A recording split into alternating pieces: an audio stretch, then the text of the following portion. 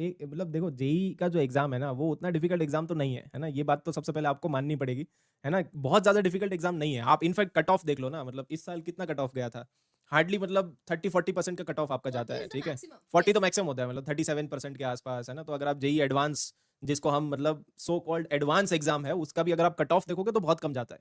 But फिर भी जैसे मान लो कि 37% कट ऑफ गया, है ना, जो प्रीवियस ईयर का एवरेज है वो ले लेते हैं, 37% आपका कट ऑफ गया।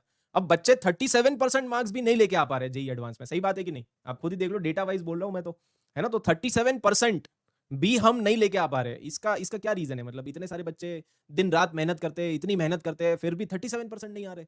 इसका क्या लॉजिक हो सकता है? आप खुद ही सोच के देखो।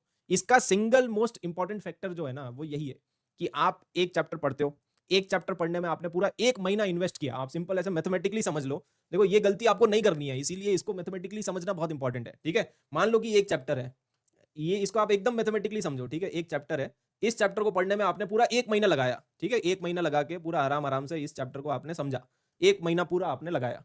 अब जब इस चैप्टर का क्वेश्चन जेई में आया, है ना, इसी चैप्टर से एक ही, हर चैप्टर से ऑलमोस्ट एक एक क्वेश्चन आता है, कुछ ऐसे बहुत इंपॉर्टेंट चैप्टर होते हैं तो वहां से 2-3 क्वेश्चन आते हैं, बट मान के चलते हैं कि ये इतना इंपॉर्टेंट चैप्टर है कि यहां से एक क्वेश्चन बस आया।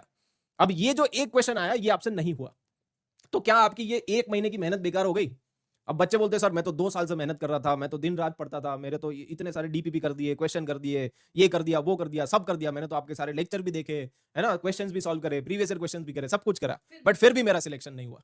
तो रीजन यही है ना, क्योंकि आपने एक चीज पढ़ी और 1-2 महीने बाद आप उसको भूल गए। अब जेई में फाइनली आप उसको कर नहीं पाए। तो इसीलिए मैं हमेशा बोलता हूँ कि यार जो भी आप पढ़ रहे हो ना, उसको परफेक्शन के साथ पढ़ना बहुत ज्यादा इंपॉर्टेंट है। एक चीज आपने पढ़ ली ना तो वो एकदम पत्थर की लकीर हो जानी चाहिए कि भाई ये कॉन्सेप्ट मुझे समझ में आ गया। और And उसमें doubt नहीं आना इस चाहिए. कॉन्सेप्ट से अगर कोई भी क्वेश्चन आ गया सीधा जेई में, है ना, मतलब आप इस तरह से कर लो ना उसको कि मतलब बाद में आपको रिवाइज करने की भी जरूरत ना पड़े, है ना। कुछ टॉपिक्स एटलीस्ट देखो 50% टॉपिक्स तो होने चाहिए जो आपको इस लेवल पे प्रिपेयर हो गए कि आपको रिवाइज भी करने की जरूरत ना पड़े। हालांकि हम रिवीजन करेंगे और उसको और बेटर बनाएंगे, है ना, वो दूसरा क्वेश्चन है।